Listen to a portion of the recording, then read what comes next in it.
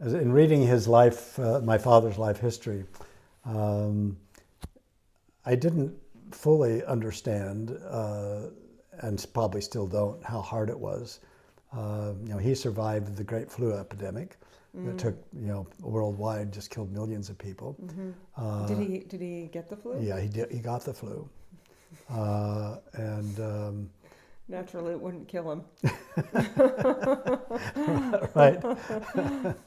uh, but so he says, Nona and Bill got to live in town and go to school, and he had to stay behind and do all the work and all of that.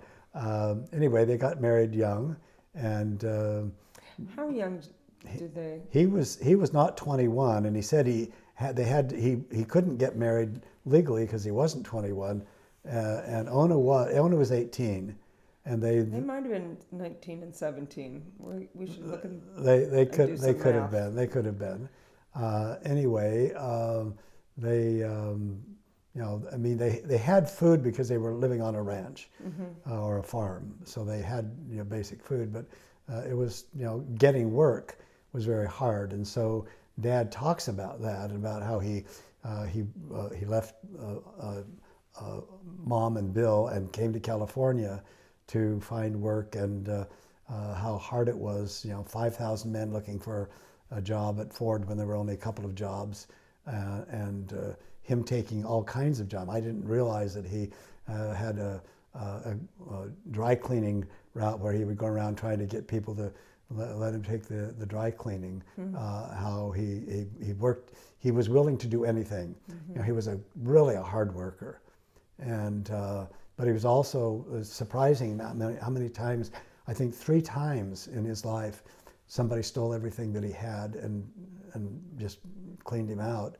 And then he talks about digging a well for a guy in Prescott and digging it by hand, 30 feet deep, hauling every bucket of dirt up a ladder, and then the guy wouldn't pay him because he said, well, you didn't have a contractor's license. And so a lot of really hard stuff. And so part of it, I see him desperately looking for work. And then when he found some job and sent for Mom to bring Bill and me, she was pregnant by Horace Holt, and she just said, I think we should stay separated. He didn't realize what happened. But then he came, I think Nona took Bill and me because Mom had gone off to Mexico to get a divorce and marry Horace. And so Is that Jan's father? Janet's father. So Dad, I think, is 22 or 23, has 2 little boys. I'm still in diapers. And he's going to work all day, leaving us with the next door neighbors who don't wash my diapers. So when he comes home at night, he has to wash diapers and cook and then go back to work. And then he comes home one night and they've stolen everything and left Bill and me with the next door neighbors. And that's when he took us down and checked us into the Long Beach jail because he had a friend who worked at the jail. So when I was 2, I was in jail. I haven't been back since. Unlike some of your other relatives. Like some of my other relatives, exactly. So I think, and then, he says, it's interesting that he says, during the time that they were first married,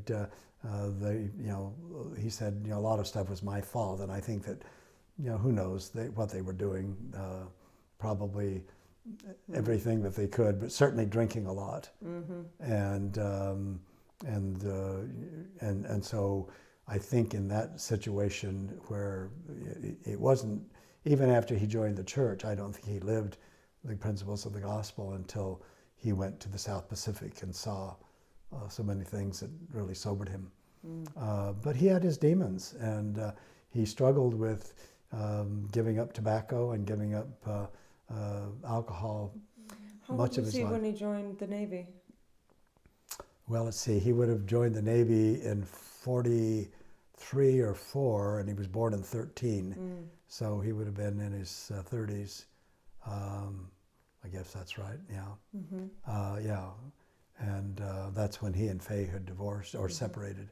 And he sent Billy and me back to live with Mom, which was not a very responsible thing to do. I mean, the most responsible thing he could have done was not to go into the service and to take care of us, because he put us back into a dangerous situation. How old were you when he joined the Navy? I was probably 7 or... So it was before you all joined the church then? Yes, I didn't join the church. He joined the church when I was still young, and he knew when after Mom had divorced him, and he was living in Los Angeles, and became deathly ill. And what caused his illness? He had an abscessed tooth and went to a dentist. That the only people who could afford to go to that dentist were people who didn't care about whether or not they lived or died, because this is a dentist who may not have had a license. And Dad said there were 30 people there waiting to see him, and he probably didn't use any antiseptic principles. And Dad got an infection, something called Ludwig's angina, in which the throat closes up. And Dad said only one person out of 1,000 survived in those days, but he got a priesthood blessing and survived, and got baptized. And then went off to, then later married Faye, was not living the gospel there, because obviously, she got pregnant with Clayton, and he went back to drinking, and so drinking was a serious problem, and it was just one of those demons that. Do you think he drank because he had depression? I think it was self-medication. And then I think once he became addicted to alcohol, once he became an alcoholic, it was extremely hard for him to give up. But he did. He did. And some people say it's easy. I've done it lots of times. Dad did. I mean, he had an iron-will determination. Yeah. He really did. And so when he finally, toward the end of his life, when he and Vicky.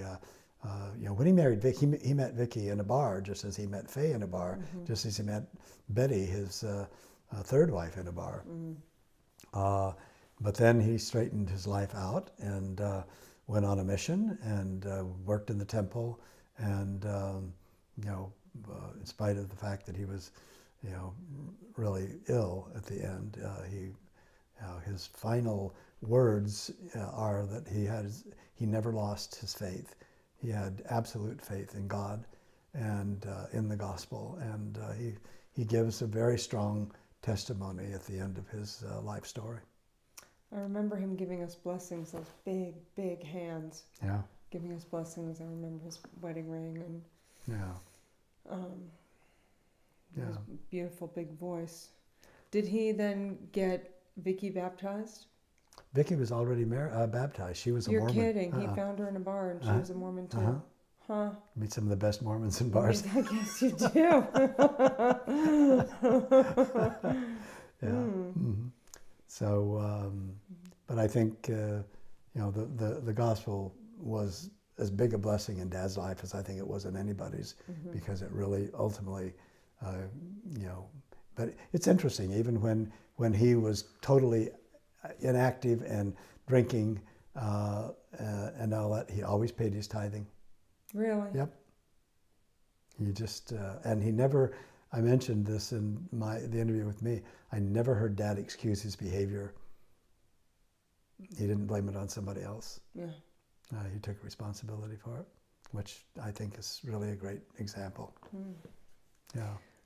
So he was baptized, but he didn't. He went to church for a while, but you all didn't, and then he went to the war and came back, and you were. Yes, and I can remember. I mean, my father was a person of almost colossal faith. Mm-hmm.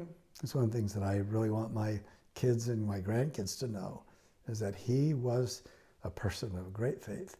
And even though he had times difficulty living what he believed, he never doubted. Mm-hmm. And as I said, never made excuses. But I think what happened when he went into the war, I can remember him writing to Mom in Durango, and he said, take the boys to the Mormon church.